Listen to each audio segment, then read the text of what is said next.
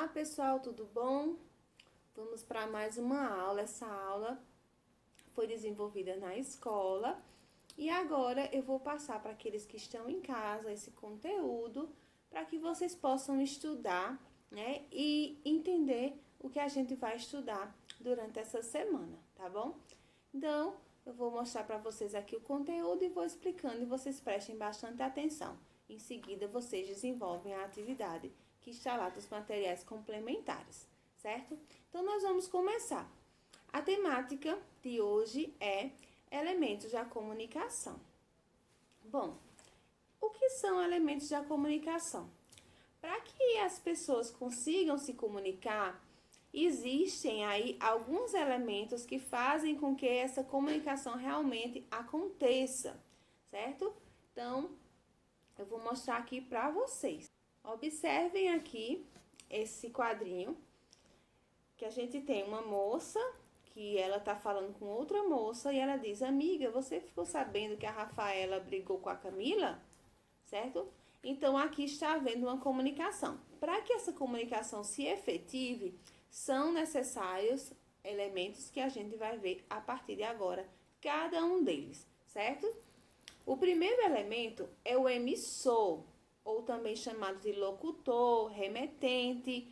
É aquela pessoa que emite a mensagem, ou seja, ela vai falar, ela vai mandar a mensagem, que pode ser falada, como a gente está vendo aqui, né? Ela está falando com uma amiga, mas pode ser por meio de uma carta escrita, pode ser por meio de um desenho, de um gesto, certo? Então, ele vai enviar essa mensagem. O segundo elemento é o receptor, também chamado de locutário, destinatário. É aquele que recebe a mensagem, ou seja, aquele que ouve, né? Essa menina aqui está ouvindo a fala da amiga. Também pode ser aquele que lê a mensagem que foi enviada, tá bom? Que vê o gesto que foi enviado. Então, é aquela pessoa que recebe a mensagem.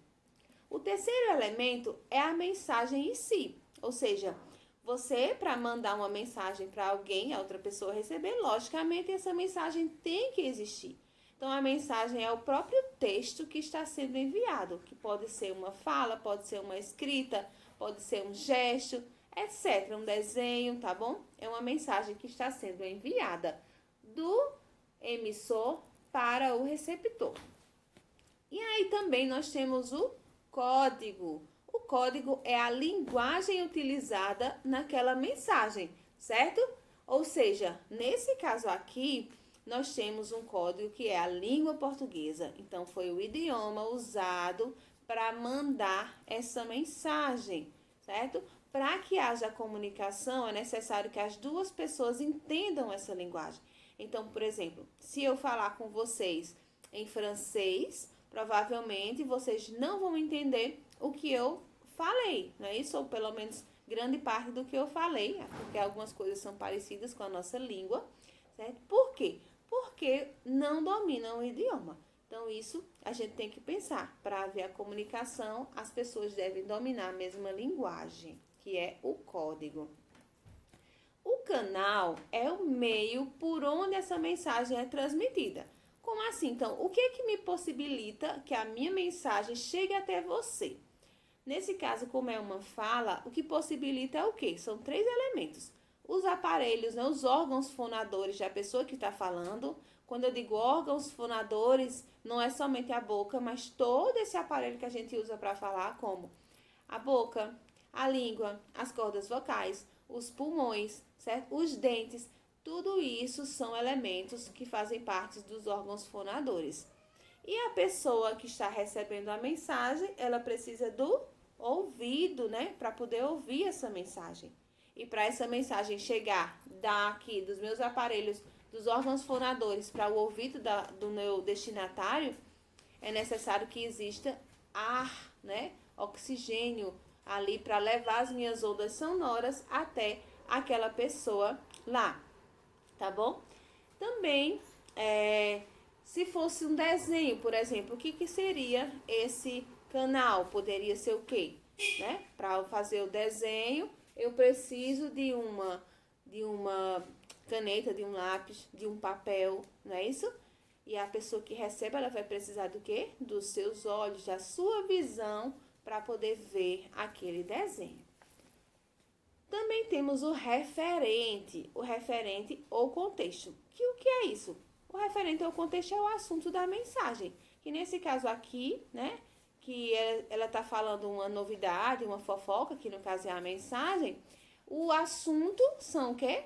São colegas, que no caso Rafaela e Camila. Ou então a briga das colegas. Esse é o assunto da mensagem, certo? Então, esses são os 6 elementos da comunicação. Tá vendo? Aqui estão todos. Podemos verificar todos aqui. Todos são importantes. Se um desses aqui falhar, vai atrapalhar a comunicação. Vai causar aquilo que a gente chama de ruído na comunicação, certo? Então, a gente tem que fazer o máximo para que nada atrapalhe. Então, primeiramente, se eu vou falar com uma pessoa e eu sei que aquela pessoa, por exemplo, não escuta, ela é surda, então o que é que eu tenho que fazer? Eu vou usar uma linguagem de sinais, de gestos, um desenho, e eu não vou falar com ela, porque senão vai haver uma falha, né, um ruído em quem? No caso aqui, ó, no receptor, porque o receptor ele não ouve. Então eu emito a mensagem, mas essa mensagem não chega até o meu receptor. Do mesmo jeito, o código.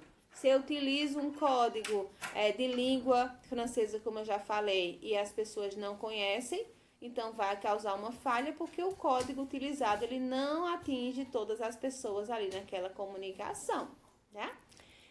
Também pode haver uma falha no canal. Um exemplo, o canal pode ser o telefone, né, gente? Eu estou usando o telefone para fazer uma ligação, e essa ligação é o que possibilita que a minha voz chegue a outra pessoa do outro lado da linha. Mas, por algum motivo, está sem sinal, né? A linha de telefone está sem sinal.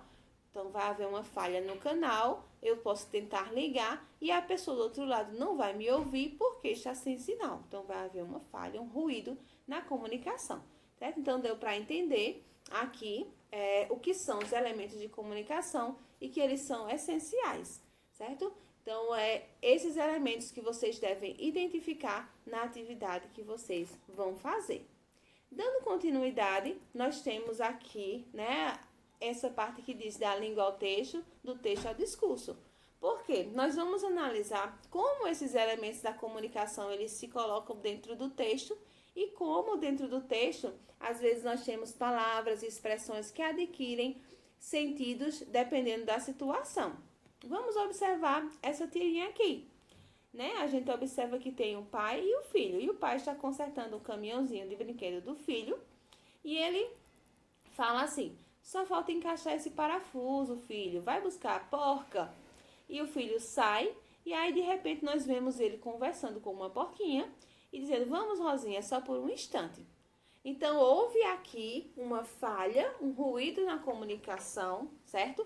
Por causa de um elemento, por causa de uma palavra que foi dita pelo pai e foi entendida pelo filho de uma maneira diferente, que é a palavra porca, tá bom? Se vocês observarem aqui, porca vai ter 2 significados. Porca, que o pai falou, é esse elemento aqui, que é uma peça de metal, não é isso aqui, ó, que tem um furo cilíndrico, que a gente coloca o parafuso, não é isso? Então, isso aqui é uma porca. O pai pediu isso aqui. O filho foi atrás da porquinha porque ele imaginava que era a fêmea do porco, que o pai estava querendo, tá bom? Então, isso aí são como a língua ela se coloca dentro do texto, a gente precisa identificar que ela vai se adaptar em cada situação. E se a gente não entender, se a gente não participar desse referente, desse contexto, que é um dos elementos da comunicação, se a gente não souber do que se trata, vai acontecer um ruído, vai acontecer uma falha. Bom, então, assim nós finalizamos a nossa atividade, nossa aula, né, com o nosso conteúdo, e vocês agora vão desenvolver a atividade que está disponível nos materiais complementares. Qualquer dúvida, vocês entram em contato, tá bom? Tchauzinho!